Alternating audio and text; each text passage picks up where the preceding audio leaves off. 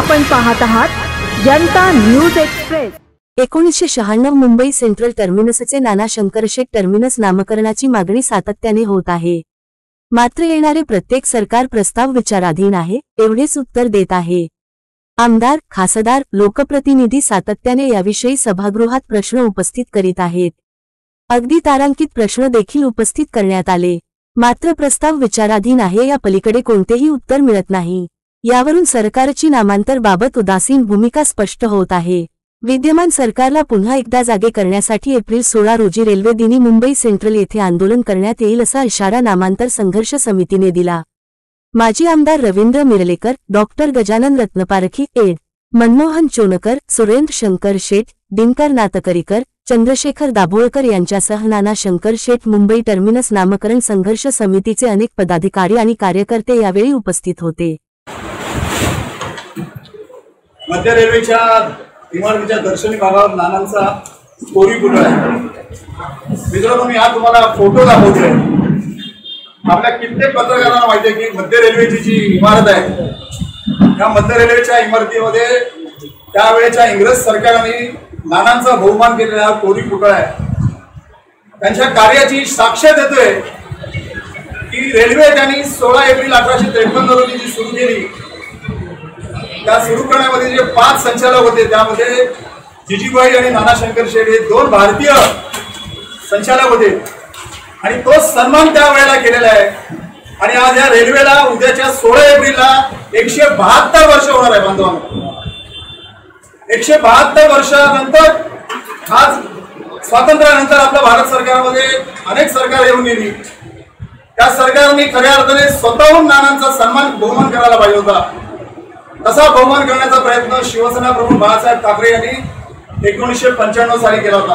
पत्रकार मित्रांनो, आपल्याला कदाचित माहिती असेल किंवा नसेल, पण मी त्याची पुनरावृत्ती एवढ्याकरता करतोय की 1995 साली शिवसेना प्रमुख बाळासाहेब ठाकरे यांनी पुढाकार घेतला होता आणि त्या व्हिक्टोरिया टर्मिनसचं नामकरण नाना शंकर शेठ टर्मिनस करण्याचा प्रस्ताव त्यावेळेला तत्कालीन मुख्यमंत्री मनोहर जोशी यांच्या कारकिर्दीमध्ये केंद्र सरकारकडे पाठवला होता। तो ठराव त्यावेळेला लोकसभेमध्ये जेव्हा चर्चेला आला, त्यावेळेला तत्कालीन रेल्वे मंत्री, दुर्दैवाने मला नाव घ्यावं लागते, सुरेश कलमाडी यांनी त्यावेळेला छत्रपती शिवरायांचं नाव सुचवलं आणि त्यामुळे छत्रपतींच्या नावाला सर्वांनी सहमती दर्शवली।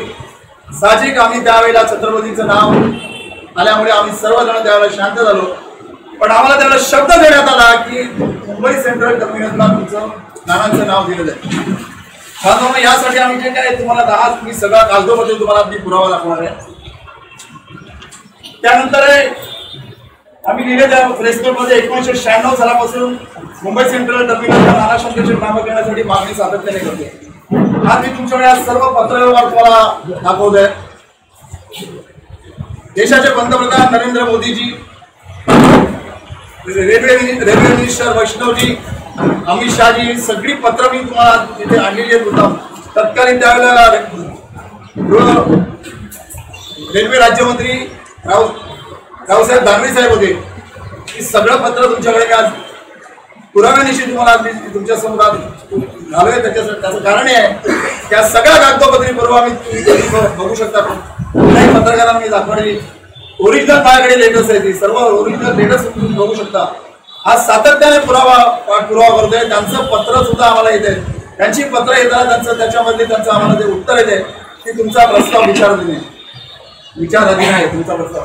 हे सगळं तुम्हाला दाखवताना आम्हाला जी शिफारस पत्र आलेली आहे, शिफारस पत्र सुद्धा जवळजवळ 15 खासदारांची शिफारस पत्र आहे।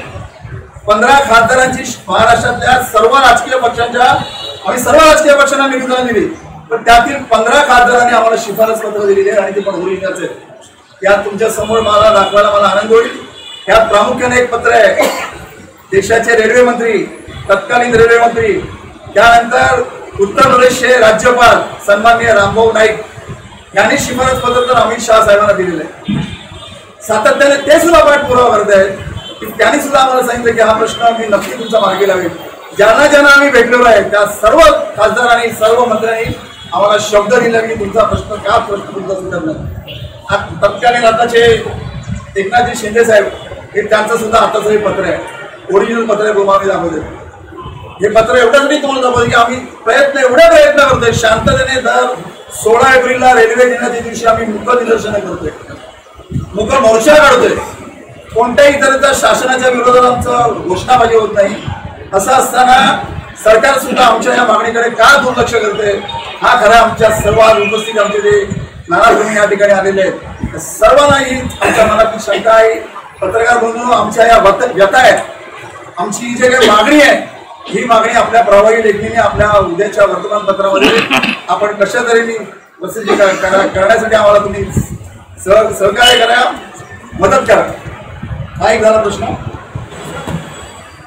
ही रेल्वे बोर्डाची एनओसी आहे, नो ऑब्जेक्शन सर्टिफिकेट. रेल्वे बोर्डाने नो ऑब्जेक्शन सर्टिफिकेट दिलेलं आहे. हे कधी दिलेलं आहे? 2021 साली. प्राईम मिनिस्टर ऑफिस कडून आलेलं आहे पत्र आहे. ही दरवेळेला रेल्वेचं जनशिकायत असतं ना, ते आपण म्हणतो ना, तिथे आम्ही गेले त्यांची पत्र आहेत. आता तुम्हाला हे तर पत्र आहे, हे रावसाहेब दानवे ज्या वेळेला खासदार होते, खासदार असताना त्यांनी शिफारस पत्र दिलेले आहे 2020 साली.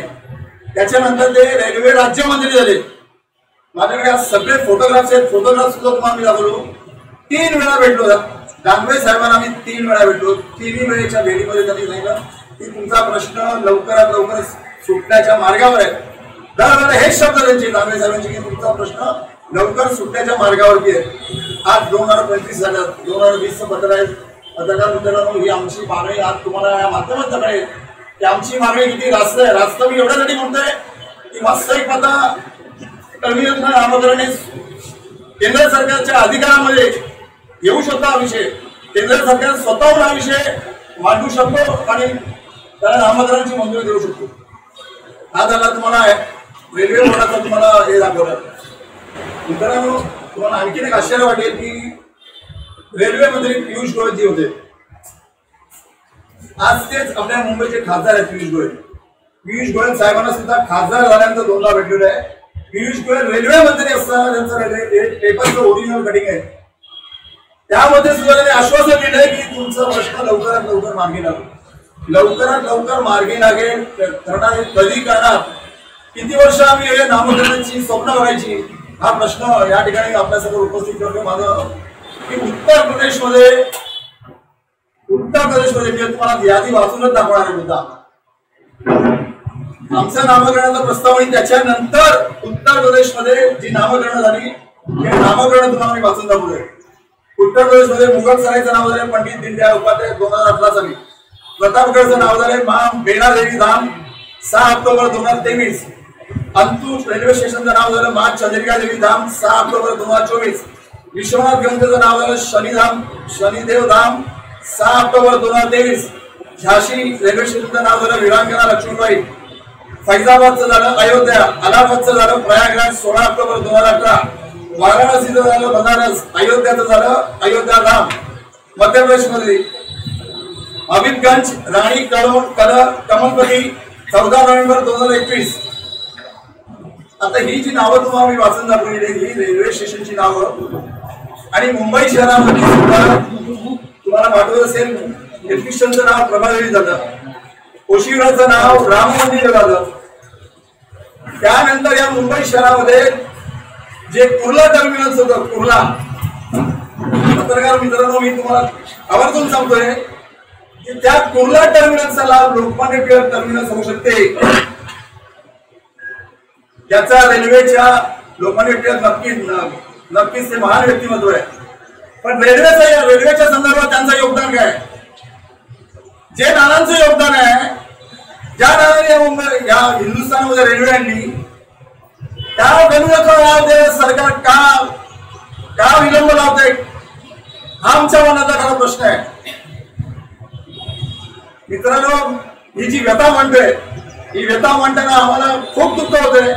या सरकारकडनं आम्हाला ही अपेक्षा आहे की आम्ही दरवेळेला शांततेने करतोय प्रदर्शन. आता मात्र या 16 एप्रिलला मी घोषणा देऊन सरकारचं लक्ष वेधणार आहोत. 16 एप्रिलला आज आम्ही 12 मार्च पासून ही जी मोहीम राखतोय. 12 मार्च तारीख का निवडली तर 12 मार्च 2020 रोजी महाराष्ट्र सरकारने तत्कालीन मुख्यमंत्री उद्धव साहेब ठाकरेंच्या अध्यक्षतेखाली हा जो ठराव केंद्र सरकारकडे पाठवलाय त्याला 5 वर्ष झाली. म्हणून 12 मार्च पासून आम्ही संपूर्ण मुंबई शहरामध्ये ही मोहीम राबवतोय. लोकांचं लक्ष वेधायचे, सामान्य जनतेचं लक्ष वेधण्याकरता सोशल मीडियाच्या माध्यमातून आम्ही जी मोहीम राबवतोय या नामकरणासाठी पाठिंबा मिळवतोय. फेसबुकला काही लोक आमचे व्हिडिओ शेअर करतायत. ही सगळी जनजागृती करण्यासाठी 12 मार्च पासून जी सुरुवात केली आहे ते 16 एप्रिल पर्यंत आमची ही जी मोहीम आहे. आम्ही आता गेल्या 8 दिवसापूर्वी पंतप्रधान महोदय, गृहमंत्री अमित शहाजींना आम्ही ईमेल करतोय की 16 एप्रिलला तुम्ही नामकरणाची घोषणा करा. पत्रकार मित्रांनो, या आमच्या भावना तुम्ही खरंच तुम्हाला मी विनंती करतोय, ह्या आमच्या भावना आहेत. आम्ही लोकशाही मार्गाने सनदशीर मार्गाने जाणारी आमची या वयातली आम्ही मंडळी सगळी हा प्रश्न सुटावा यासाठी प्रामाणिकपणे प्रयत्न करतोय. यासाठी आम्ही ईमेल करतोय. आज तुम्हाला या माध्यमातून सांगेन की हा जो ज्यावेळेला ठराव मंजूर झाला त्यावेळेला राज्याचे मुख्य सचिव मनोज सौनिक, मी तुम्हाला सगळी आज कागदपत्र आणतोय. मनोज सौनिक यांनी 27 जुलैला केंद्र सरकार, त्यानंतर आता त्यांच्याच पत्नी मुख्य सचिव सुजाता सौनिक आता सध्या मुख्य सचिव आहेत. त्यांचं सुद्धा पत्र आहे. म्हणजे बघा, हा एक योगायोग आहे. दोघे पती पत्नी आज राज्याचे मुख्य सचिव आहेत. त्या दोघांनी केंद्र सरकारला आठवण केलंय की हा प्रस्ताव आम्ही जो पाठवलेला आहे त्याला मंजुरी तुम्ही कधी मिळणार. हे तुम्हाला मी पत्र दाखवतोय. ज्यांना कोणालाही बघायची इच्छा असेल सगळी ओरिजिनल पत्र तुमच्या समोर आम्ही घेऊन आलेलो आहे. सर्व लोकांनी हा प्रश्न या उपस्थित केलेला आहे. तरी सुद्धा या प्रश्नाला अजूनही आम्हाला एक पत्र आलेलं आहे. तुम्हाला खास करून विनायक राऊतांचं पत्र आहे. विनायक राऊतांनी स्टार क्वेश्चन विचारलेलं आहे. त्या प्रश्नाला त्यांनी उत्तर दिलेलं आहे की तुमचा प्रश्न विचारले नाही. म्हणजे खासदाराला पत्र देताना आम्हाला सुद्धा पत्र देताना तेच साचेबद्ध उत्तर की विचारले नाही.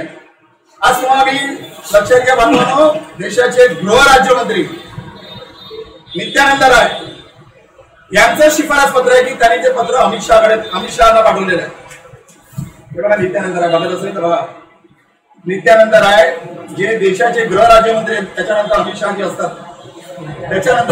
असतात, त्यांनी पत्रामध्ये म्हटलेलं आहे की तुमचं पत्र गृहमंत्री अमित शहा साहेबांकडे पाठवलेलं आहे. म्हणजे हा प्रश्न खऱ्या अर्थाने आज जो प्रलंबित आहे, जो अमित शहाच्या कार्यालयामध्ये प्रलंबित प्रश्न आहे, हा याची पूर्तता करण्यासाठी मी तुम्हाला पत्रकार मित्रांना सांगेन की आपण माझ्या माध्यमातून या प्रश्नाला वाचा फोडा. परवा आम्ही 16 एप्रिलला जे आंदोलन करतोय ते दरवर्षी आम्हाला ताडदेव police station, Gavdevi police station, Nagpada police स्टेशनची आम्हाला परवानगी घ्यावी लागते. दरवेळेला आम्ही परवानगी म्हणतो, दरवेळेला आम्हाला परवानगी नाकारली जाते. तरी सुद्धा आम्ही तिथे मुख निदर्शनं करतो. मुख निदर्शनं कुठलीही स्लोगन घोषणा कधी केली नाही. पण यावर्षी मात्र ही संघर्ष समिती स्थापन झालेली आहे. त्या संघर्ष समितीमध्ये आज जे कार्यकर्ते ते उपस्थित आहेत त्यांच्या मनामध्ये ही भावना आहे की आम्ही किती दिवस आपण गप्पा बसायचं, किती दिवस आपण तोंड बंद करून बसायचं. आपल्या प्रश्नाला वाचा फोडायची असेल तर आपला आवाज कुठल्या तरी यंत्रणेपर्यंत गेला पाहिजे. त्यामुळे आम्ही यावेळेला घोषणा देणार आहोत. या घोषणा सरकारच्या कानावर जातील अशी अपेक्षा आहे. पण बांधवांनो, पत्रकार मित्रांनो, मी तुम्हाला सांगेन की आम्हाला जर परवानगी नाकारली, आम्ही प्रामाणिकपणे मी अर्जामध्ये लिहून दिले की आम्ही शांततेने आंदोलन करणार आहोत. पण तरी सुद्धा आम्हाला जर परवानगी नाकारली तर आम्ही तिथे ठिय्या आंदोलन करणार आहोत.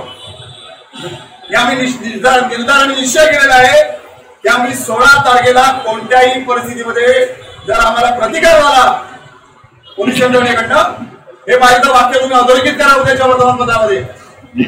जर उद्या आम्हाला प्रतिकार झाला तिथे तर आम्ही तिथे ठिय्या आंदोलन करणार. हा आमचा मूलभूत नागरिक अधिकार आहे आणि आम्ही तो बजावणार. हे तुमच्या उद्याच्या वर्तमानपत्रामध्ये हे जर वाक्य आलं तर कुठेतरी महाराष्ट्राचं गृह खातं म्हणा, पोलीस यंत्रणा म्हणा, कुठेतरी आम्हाला न्याय देईल अशा तरी आमची मागणी आहे. पत्रकार मित्रांनो, आपण आता बाहेर गेला तर तुम्हाला कळेल की हा जो इथला गेट आहे, बघा, एक सत्तारूढ पक्षाच्या आमदारांनी नाना शंकर शेख स्थानक मुंबई सेंट्रल बघा नामकरण करून टाकलेलं आहे. एवढा मोठा बोर्ड लावलेला आहे. हे नामकरण झालेलं आहे. याचा अर्थ राज्य सरकारने ज्याला एवढा मोठा हे बांधण्याची परवानगी दिलेली आहे याचा ते झालं ना नामकरण, मान्य करता ना आपण. बघा तुम्ही आजही तिथे आजवर इथला ब्रिज बंद केलेला आहे मुंबई सेंटरचा, त्या ब्रिजच्या खाली बघा बघा बघा बघायचं तुम्ही बघा. हे तुम्हाला का दाखवते आहे हे जर सत्तारूढ पक्षाचा आमदार करू शकतो नामकरण झाल्याचे जाहीर करता, आम्हाला काय दोष आहे? आम्हाला पण करायला द्या ना, आम्ही अनावरण करू. तुम्हाला वेळ नसेल तर आम्हाला द्या, आम्ही अनावरण करू त्याचं. हे मोदी साहेबांचं स्टेटमेंट आहे माझ्याकडे, ऑन रेकॉर्ड स्टेटमेंट आहे. त्या पत्रामध्ये त्यांनी असं म्हटलेलं आहे त्यांच्या ह्याच्यामध्ये, त्यांचे जे पीएम ऑफिसर जे वेबसाईट आहे पोर्टल मी वाक्य वाचून दाखवतो. कोणत्याही मंत्र्याकडे असलेली फाईल 24 तासापेक्षा जास्त काळ टेबलावर राहणार नाही याची काळजी घ्या. कोणत्याही मंत्र्याने कोणत्याही अधिकाऱ्याच्या दबावाला बळी न पडता फाईल वाचल्याशिवाय सही करू नये असे निर्देश पंतप्रधान नरेंद्र मोदी यांनी रविवारी नव्या मंत्र्यांना दिले. आज मला तुमच्या माध्यमातून पंतप्रधान मोदी साहेबांना विनंती करायची आहे की आज आमची फाईल केंद्र सरकारकडे इतके वर्ष का रेंगाळते? एक सामान्य नागरिक म्हणून मला प्रश्न विचारण्याचा अधिकार आहे की नाही? सत्तारूढ पक्षामध्ये सत्तारूढ काय युती म्हणून जी आता आघाडी युती झालेली आहे, आम्ही सर्व राजकीय पक्षाच्या खासदारांना नेत्यांना प्रमुख नेत्यांना ज्या ज्या वेळेला आम्ही निवेदन ज्या ज्या वेळेला भेटलेलं आहे वैयक्तिक त्या वेळेला त्यांनी सगळ्या नेत्यावेळेला सांगितलं की तुमचं काम आम्ही करू, होण्यासारखं आहे, काय मार्ग नाही, आम्ही मार्ग शोधू. सर फक्त ती आश्वासनावर बळवण होती ना, मग याच्यामुळे काहीतरी कारण असावं ना. एवढी वर्ष झाली त्याचं कारण एवढंच शोधलेलं आहे. शेवटचं कारण असं आहे की गृहमंत्री अमित शहा साहेबांच्या टेबलामध्ये आमची फाईल पुढे काही कळतच नाही आम्हाला, मार्गच नाही आम्हाला काय की आम्ही लक्षात घ्या 16 तारखेपर्यंत आम्ही करा, आनंद होईल आम्हाला 16 तारखेपर्यंत करा. पण आम्ही आता अल्टिमेटम पण देणार आहोत की 31 जुलैला नानांची पुण्यतिथी आहे. 16 एप्रिल ते 31 जुलै पर्यंत तुम्हाला 1.5 महिन्याचा कालावधी मिळतोय.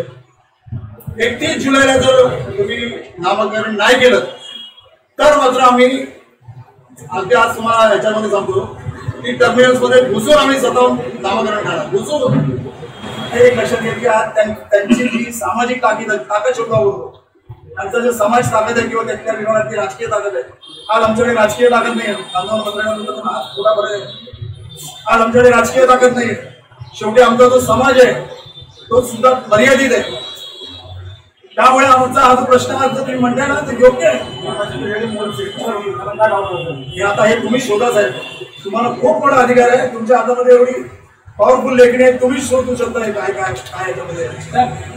शेवटी ठराव मंजूर करणं किंवा सरकारच्या विरोधात ज्यावेळेला ऍक्शन घेतात त्यावेळेला नक्की दुष्परिणाम होतील. आणि कारणाशिवाय का जायचं कोर्टामध्ये अजून तरी नाही म्हटलेलंच नाही कोणी काय. एक मात्र तुम्हाला एक तुम्ही प्रश्न जो विचारणार ऐका तुमच्या माहिती तुम्हाला माहिती नसेल ती तुम्हाला माहिती देतो. पत्रकार मित्रांनो, ज्या वेळेला व्हिक्टोरिया टर्मिनलचं नामकरण छत्रपती शिवाजी महाराज केलं त्यावेळेला आमच्या समाजाचे समाजशिष्टी भाईसाहेब पेडणेकर होते. त्यावेळेला मी हायकोर्टामध्ये याचिका दाखल केली होती.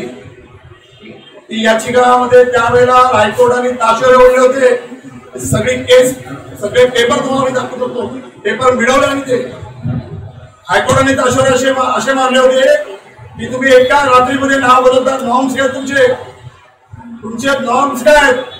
घरामध्ये मंजूर केला छत्रपती शिवाजी महाराजांचा, पण ते आम्ही जास्त ताणून धरला नाही याच्यासाठी की तो आम्हाला परत आमचे या नामकरणाला विरोध दाखवला. तर आम्ही संयमाची भूमिका सहनशीलता पाहिली. त्याच्या आज आम्ही दुष्परिणाम भोगतोय. त्यावेळेला कोर्टाने जाहीर केलं होतं की तुम्ही आज मान्य करा, तुम्हाला मुंबई टर्मिनलचं नामकरण करा, आम्ही केंद्र सरकारला भाग पडतो. पण आमच्या त्यावेळेस तत्कालीन जे सगळे पदाधिकारी होते त्यांचा हट्ट होता की मुंबई व्हिक्टोरिया टर्मिनलचं नामकरण झालं पाहिजे. म्हणून हे खूप मोठं येणार राजकारणाचं शेवटी म्हणावं लागेल. आम्ही राजकारणाची वही घडलो त्यावेळेला व्यक्तिमत्व नव्हतं. नानांनी मुंबईचा विकास करताना असं काही डोळ्यासमोर फक्त दैवतला समाज सोनार समाज डोळ्यासमोर ठेवून काही विकास केला नाही. त्यामुळे त्यांचे जे स्मारक जिथे जिथे उभी आहेत कॉलेजपासून हॉस्पिटलपर्यंत पाहिली सर्व समाज त्याचा पाहुणचार घेतोय. त्यामुळे नाना हे महापुरुष होते. आमच्या दृष्टीने महाराष्ट्राचे खाद्य प्रवर्तक होते. त्यांच्या नावाच्या बद्दल आकस असण्याचंही कारण नाही केंद्र किंवा राज्य सरकारने.